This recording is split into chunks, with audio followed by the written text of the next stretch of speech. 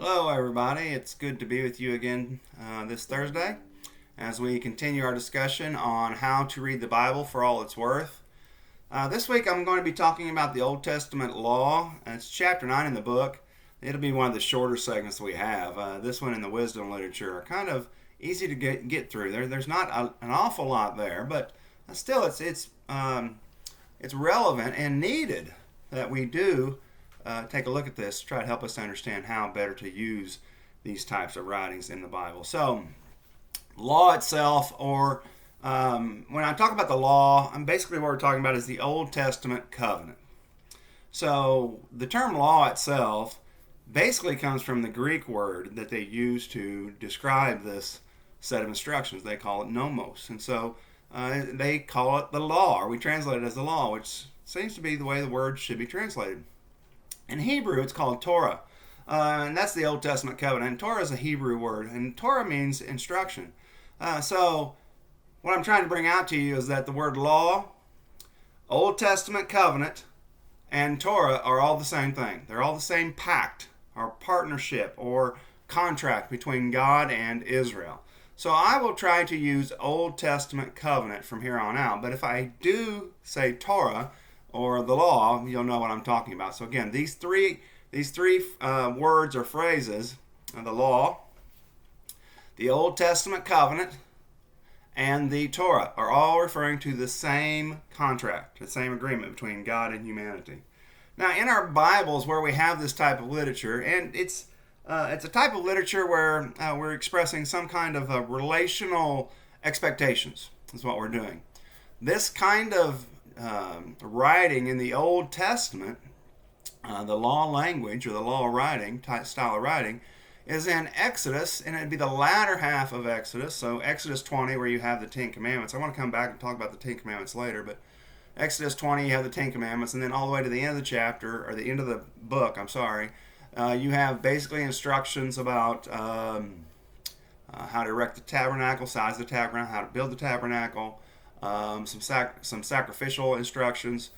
So Exodus has a lot of the Old Covenant guidelines within it. The book of Leviticus, the entirety of the book really is an instructional.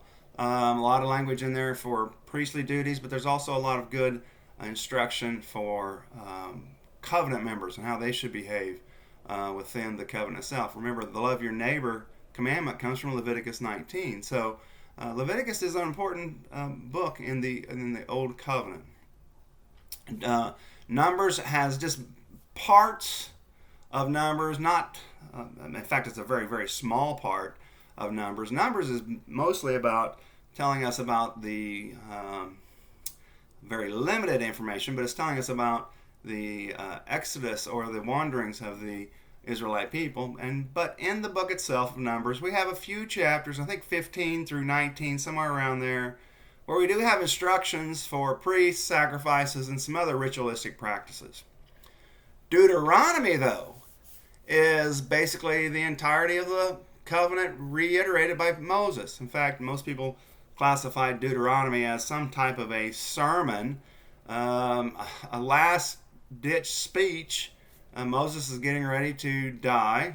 The people are getting ready to go into the promised land, and this is the last address by Moses to the people. It's his advice before he lets the people go and before he departs. It's covering the Old Testament covenant. In fact, Deuteronomy means the second law, is what it means. Not the second type of law, but a second reiteration or a second pronouncement of it, I guess, in a sense. So this is basically where we have this Old Testament covenantal type of writing in the Old Testament. Now, how do we handle the rest of the Old Testament? I mean, everything is going to revolve around this Old Testament covenant. So, for example, prophets. We'll talk about prophetic writings next week. Prophets are covenant advocates, meaning that the people have disobeyed. God sends a prophet to try to turn the people back around. So here's something to think about. I'm going to come back next week to talk about this. If the Israelite people had obeyed God, there never would have been any prophetic ministry or prophetic writings. The Psalms extol the covenant and talk about how a person is praised by living according to the covenantal guidelines. Praised by God, praised by others. It's an act of honor. It's a moral example. People that behave appropriately would be moral examples to others. So the Psalms extol the old covenant. In fact, there's 5 books. Now, this is not. No one would argue this is inspired this way, but the way that it was compiled, the Psalms, the way that they were put together, they have been separated into 5 books, and a lot of people speculate. We don't know for sure, but they speculate that that's supposed to have some kind of parallel thought with the first 5 books of the Old Testament, which was called the Book of Moses or the Pentateuch. So everything in the Old Covenant basically either is giving this instruction to us about the covenant, how God partnered with Israel, or it's talking about how God sent some person to try to turn Israel back. They've turned away from the covenant. He's trying to get them to come back into loyal practice of it again. Or some kind of praise about this covenantal relationships between God and Israel. So the covenant instructions itself, or the framework, is interesting, this covenantal pact between God and Israel. The covenant itself mirrors ancient covenantal practices. So a lot of people are quick to point out how the Old Covenant, as we have represented in our Old Testament, has a lot of parallels. In fact, it mirrors to a large degree treaties from the Hittite kingdom, which is not, Hittites are not talked about a lot in our Bible, but they are mentioned some. The Hittite kingdom basically was a kingdom in it'd be modern day Turkey, Asia Minor in our Bibles, but they had a treaty format that they had constructed, where they had this agreement between people they conquered, how the people that were conquered were to respond to or react or behave, I guess, within this kingdom, the kingdom expectations of the Hittite kingdom, but also within this covenantal arrangement. But anyway, I bring that up because our Old Testament covenant has many of the same kind of elements. So, for instance, these ancient covenantal frameworks often have some kind of an introductory section, a preamble, where usually it states something about the partners. It's probably going to say something about God, as far as Him being sovereign, gracious, merciful, loving, so forth and so on. And then it may say something about the people, but it's an introductory section, a preamble, getting things ready, kind of introducing some ideas. Generally, after that, there's going to be some kind of a calling of witnesses. Now, this is where it's odd. And so, when we have this kind of scene in the Old Covenant, or the Old Testament, excuse me, often God will call for mountains or hills or trees or something to that effect. Some natural geographical object or geographical location or some kind of natural phenomenon, something, mountain, hill, whatever, as a witness. And so it's kind of strange that happens, but it's just they're following this framework. And so they're using this as witnesses, meaning they're hearing what's going on between God and Israel, or what God is giving to Israel, and how the agreement's been made, that kind of idea. Now, when Israel breaks and they renew the covenant, sometimes this stuff recurs. Okay, that's why I bring this up. There's some kind of instructions within this covenant, how the conquered people or the subjugated people are to respond to the conquering people or the sovereign people. And so when we think about the Old Covenant, the Old Testament covenant, we have God basically as the Lord or the Master, and then we have the Israelite nation as the servant to some effect of that in that way.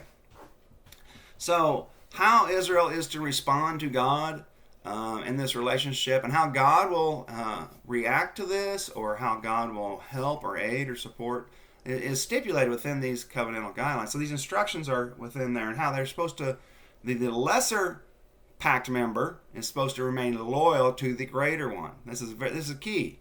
So now the greater one's going to show its faithfulness to the lesser one by providing and caring and supporting, so forth and so on. So there has to be this back and forth between the two parties. And then lastly, there'll always be a blessings and curses section.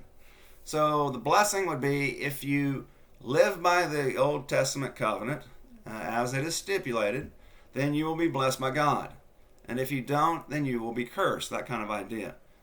So many times the whole nation is punished basically for the failings of a king or something to that effect. But the actions of people can also have an effect upon the greater good, especially if it's a king or a priest or some kind of high-ranking official to some degree. But anyway, the blessings and curses, coming back to this, is going to be really important when we think about the movement from the Old Covenant to the New Covenant. So if a person lived by the covenant, they would be blessed by God. If they disobeyed, then they would be cursed. So this will be important when we think about what Jesus has done for us. The social restrictions. When we think about the Ten Commandments, and I want to come back to this Ten Commandments in a second. About the Ten Commandments themselves, the social part of the commandments, not the instructions about how humanity and God are to relate to one another, not that, the first four, but the 6 after mainly are social, about honoring your mother and your father, don't steal, don't kill, don't bear a false witness, don't covet. These are all social restrictions, meaning this has to do with human-to-human relationships to some degree. These instructions within our Ten Commandments, they are not novel to the Old Testament. In fact, there's a society we know, the Babylonian society, had similar social restrictions placed upon their society, and they have the actual code. It's written on a stone piece, let's put it that way, but it's called the Code of Hammurabi.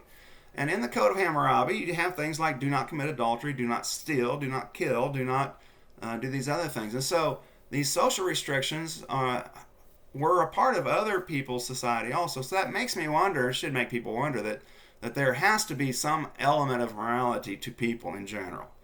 For these kind of things to be coming up without any kind of revelation given to a person by God. So Hammurabi's he's a Babylonian, he has nothing to do with God, and this happens before Moses gets the instructions.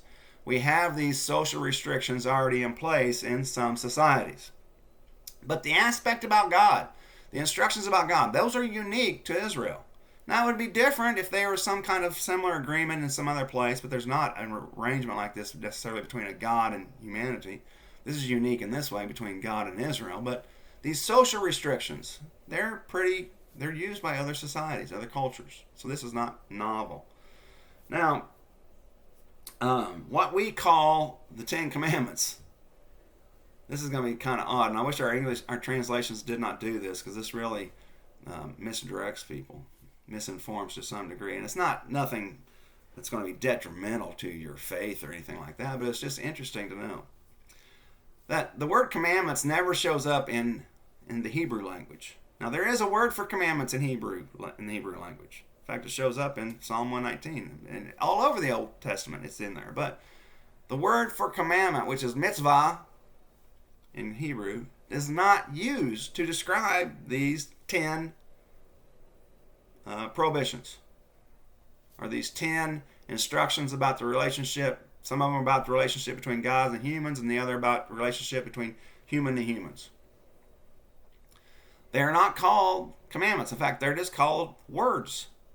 And I don't know if I'd translate them as words. The Hebrew word there can be translated as the idea of matters or things. And I think concepts would probably be better here, fitting into this kind of thinking. That really what they're talking about are 10 concepts. So it's never called commandments. Not even in the Greek it's not called commandments. This is just something English people have placed upon this and labeled it this way, but it's never a part of the Hebrew language, or it's never a part of the Hebrew text, and it's never part of the Greek that translated the Hebrew text, the Greek text, the Septuagint. So this is just some label that the English speakers have placed upon it. So now this will be interesting as we talk about how to read. I'm going to come back to this thing, the idea of matters and concepts, because this will be important when we think about how to read this stuff. So the Old Testament covenant, or the Torah, or the law, is not binding for Christians. I mean, I'm going to be bluntly honest here, guys. Bluntly honest. The Old Testament is not the testament for Christians. Our Testament is the New Testament. Does the Old Testament provide meaningful instruction for us? Yes, historical instruction for sure. In fact, I would argue quite vigorously that it's really impossible to understand what's going on in the New Testament without a firm understanding of what's going on in the Old Testament. And then I would also add to that it's impossible for us to move from an old covenant to a new covenant without understanding what's going on in that old covenant. So it is important to understand from that perspective. So if you're teaching or something, yes, you need to know this. But for regular Christians, I mean, it's interesting. If you're interested in it, great. If not, then stick to the New Testament, because that's really our book for Christians, is the New Testament. So we're not bound by any of this instruction in the Old Covenant. It's interesting, historical. I love studying it. I have a master's degree in Old Testament studies, so I love studying the Old Testament. I love the history. But it's not binding instruction for Christians. That's the first thing we have to understand. It is not binding at all. Christians are part of the New Covenant. The Old Covenant has nothing to do with us. Nothing. It's over. It's done. And so we're part of the New Covenant. However, the New Covenant may repeat some information from the Old Covenant guidelines. It may repeat some of that information. And if it does repeat it in the New Covenant, then it is binding for us. So here's a good example. So the 10 concepts, what we call 10 commandments, those 10. All 9 of those are reproduced in the New Testament. 1 is not. So the part about remembering the Sabbath, it is not reproduced in the New Testament. That is why we do not go to church on Saturdays, nor should we. Now, there's no prohibition about doing Saturday church. You could do Saturday church if you wanted to. It's just not mandated as it is in the Old Covenant. Remember the Sabbath and keep it holy. Well, we don't do that in the New Covenant. Saturdays are just Saturdays. The reason why we go to church on Sunday is not because we're commanded to, but just because of church tradition. You can do church anytime. Wouldn't really matter. You're not mandated to go on a certain day, but you should participate on it on a regular basis. So if that old instruction, that Old Covenant instruction, is not repeated in the New Covenant, then it is not binding upon us. It's only binding if it is repeated. That's it. We need to get that straight. So many times we teach in the Old Testament and we misteach just because we don't understand how that this information relates to a Christian in the New Covenant. Most of the time it's probably going to be just historical information and it has no bearing upon us. Now it might give us some useful information about God or something like that, or His character, but as far as our relationship with God, the Old Covenant is over for us. It's only through the New Covenant that we have a relationship with God now. In the New Testament times, let me talk to you about how some New Testament people understood some of this,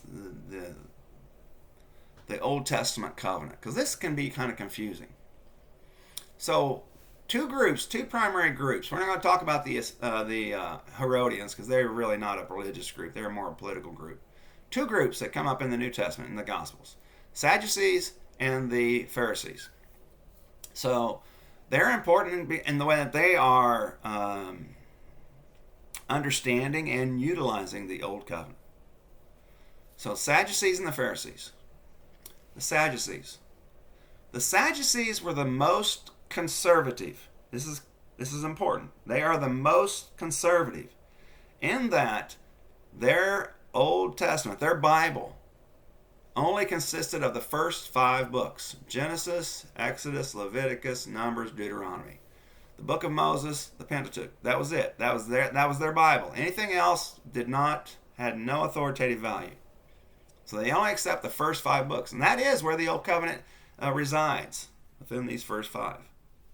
Now these first 5 don't make up the entirety. I mean, these 5 are not entirely about the covenant. There's other things going on in, for instance, Genesis and Numbers, but a large part of it is associated with Old Covenant guidelines. So the Sadducees only take the first 5 books. Now the Pharisees, so this is important when we start thinking about the term law, or again, I'm using that because that's what the New Testament writers always use as the law, but I'm talking about the Old Covenant. The Pharisees, though, they accepted the first 5 books and then all the oral traditions of their Pharisaic elders. or rabbis that came before them. So they were taking that plus oral tradition. So this is a lot of times why Jesus gets so upset with them, is because they are adding things to the guidelines that were never there in the initial Old Covenant. So they're adding opinions as they go, or oral traditions is what they're doing. So they're adding a lot of things. So they're very progressive. So we have to understand who we're dealing with when we start thinking about the Old Covenant and the New, in the gospel ministry, because Jesus is interacting with these folks all the time. Mostly the Pharisees. But now you can maybe understand why he had such difficulty with the Pharisees. Because they're adding so many things to the text that it's hard for him to get them back to the simplicity of what the text actually just says. So that's one thing to remember. Now, the Old Covenant to the New Covenant. There's not a lot for us to go to in the New Covenant, or the New Testament, to give a firm explanation of why there was a movement from the Old Covenant to the New Covenant. Here's a couple things we do know. The Old Covenant was temporary. It was. Well, we know that. Why? Because there's a New Covenant that came.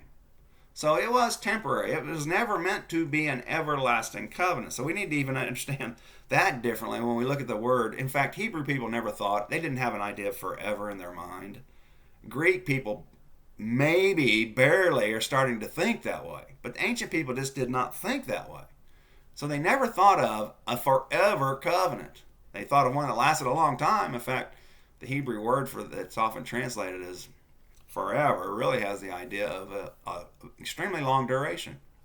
That's really what it means. So how do we go from the Old Covenant to the New Covenant? What's going on there? Well, here's the thing I was talking about. Remember the blessings and curses that I was talking about in the covenant that always show up towards the end of the pact agreement? Well, what we find out in the ministry of Christ, and we have to be taught this from the Apostle Paul, because the Apostle Paul is the one who brings it out. See, I'm thinking about the writings in Galatians, I'm thinking about the writings in Romans and Ephesians. All these are very, very important.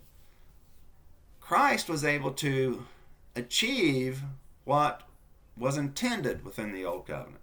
And so it was intended for a person to follow these guidelines, and then they would be blessed by God. So that's what Christ did. He followed the guidelines, and he should have been blessed by God. However, we find out that he took the curse. Galatians chapter 3. He took the curse on our behalf. So he forsook the blessing, gave it away, and he took the curse for us, and then we might receive the blessing. So whenever you become a Christian, you receive this blessing that was associated with Christ. It's part of your life now. Now, the difference between the Old Covenant and the New Covenant is that Christ was able to achieve what was intended from the Old Covenant. So now our relationship with God is through Christ. That's the big change. Now, there's other things too. The Holy Spirit is included in the New Covenant, but basically that's all there was. So reconciliation now happens through Christ and only through Christ, and Christ initiated the New Covenant. So Christ was the one who achieved success. He should have been blessed, but he took the curses on our behalf. Now, real quick, about the Old Testament covenant, after talking about Jesus living by it real quickly, some things that I want to dispel that I hear Christians talk about sometimes. So some people will say something effective like, oh, I'm so glad I don't live under the law. I'm so glad I don't live under the law. Implying that it was impossible to keep. That's just not true. That's not true at all. It was not impossible to keep. In fact, God never intended it to be kept without fault. There were all kinds of ways for a person to seek forgiveness. In fact, every year the whole nation was given forgiveness. So there's forgiveness all through this covenant, this covenantal agreement. So it wasn't impossible to keep at all. The old covenant was meant to reveal sin and restrain sin. Now, this is one of its limitations, but it's a limitation by design, designed by God. So the covenantal guidelines could reveal what sin is to you. You could, don't do this. It could hopefully restrain you. If you have knowledge that you shouldn't be doing this, then you should have the discipline to restrain yourself. But here's the thing, it never gave you the empowerment to be successful in restraining. This is where the new covenant is so much better. We have the empowerment through the Holy Spirit. Now, within the old covenant, you have moral instruction, you have, or sometimes it's called ceremonial, ritual. Moral is the second one. I'm sorry. Ceremonial, ritual. Some will call it ceremonial. I'm calling it ritual. But practices that are associated with that agreement. So how do you do sacrifices? How do you relate to God? What do you do on the festivals? So forth and so on. So we have ceremonial or ritualistic practices. You have moral instruction. This is the way you're supposed to behave within this covenantal agreement. And when you think about the moral instruction, there are two parts to it. How do you behave in relation to God, and how do you behave in relation to people? So social justice, the way people are behaving and treating one another, is also a problem. The book of Isaiah, a large part of the sin of the people in that book is that they're not taking care of one another. They're exploiting each other. They're taking advantage of one another. There is social injustice. And then, as I said before, the Old Testament covenant provided all kinds of ways for forgiveness. But also you have to understand that this was a favor. God presented his favor to the people by having a relationship with them. We call it God's grace. But the word grace just means a gift, favor, some kind of favorable attitude toward these people. That God did this is quite remarkable. So the Old Testament covenant, the old covenant guidelines, they were, as Paul says in Romans chapter 7, they're holy, good, and just. The problem was with people. We need the empowerment to be able to overcome. And the new covenant gives us this empowerment through the Holy Spirit. Now, real quick, let me wrap this up about how to read real quick. How are you going to read this kind of information? Old covenantal guidelines. How are you going to read this stuff? Well, first thing you have to understand, this is historical information. That's what it is for a Christian. It's historical information. It is not binding for us at all. Not at all. Unless that instruction is repeated in the new covenant. So, most of this information is just historical. It's interesting. And again, I would argue that it's good to know, but it's not binding upon us. The book for Christians is the New Testament, not the Old Testament. Also, for instance, like in the book of Deuteronomy, I told you I was going to come back to this. We have another representation of the Old Covenant in Deuteronomy. So after chapter 5 in Deuteronomy, and all the way through the end of that book, chapter 34, all the way through it, you have basically repetition of covenantal guidelines, but you also have lots of case law. What is case law, and what do I mean by case law? Case law is the idea of how a certain guideline could be put into practice in a real situation. So, for instance, think about do not steal. Okay, we just think about taking objects. But have you ever thought about stealing of people? Well, there's instruction in Deuteronomy about kidnapping or prohibition against kidnapping. So Deuteronomy is quite interesting in that it seems like from chapter 12, well, actually chapters 12 to 26, I believe, in Deuteronomy, you have case law. You have all this case law. And again, it's trying to tell you how this is applicable in certain situations. But I bring this up because it seems like Deuteronomy may have been formatted around this case law kind of structuring. So in Deuteronomy 5, you have the 10 concepts presented.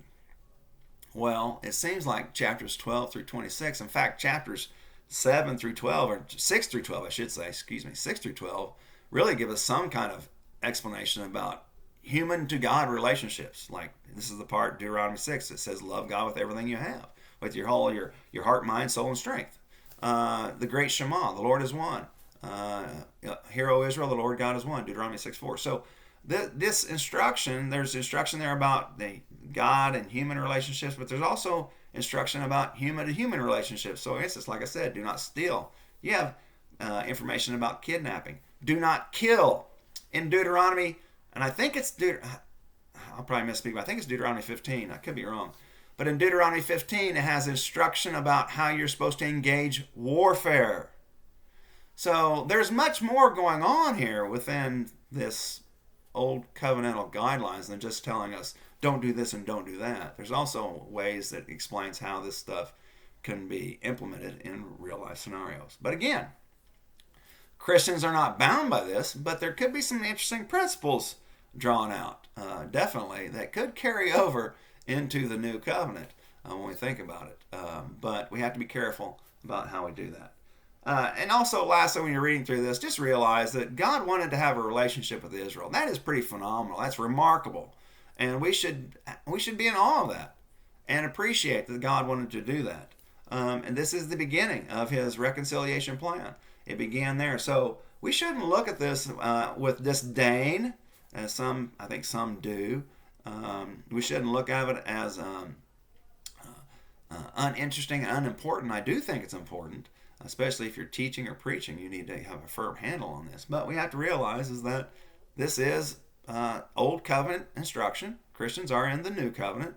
But the new covenant is actually built upon some of these principles coming from the old covenant. So it would be very helpful for you to know these things. So again, just the very fact that God wanted to have relations with humans, and it started this way with the covenant agreement between God and Israel, is really remarkable and very uplifting to us, especially as we move into the new covenant and having our reconciliation through Christ.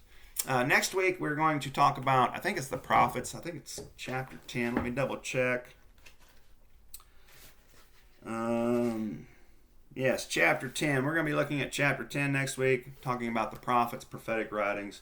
So we'll be doing that next week. I hope you are enjoying the book, and we will get back next Thursday and continue on. Thank you, and have a great day, and I'll see you on Sunday. Bye.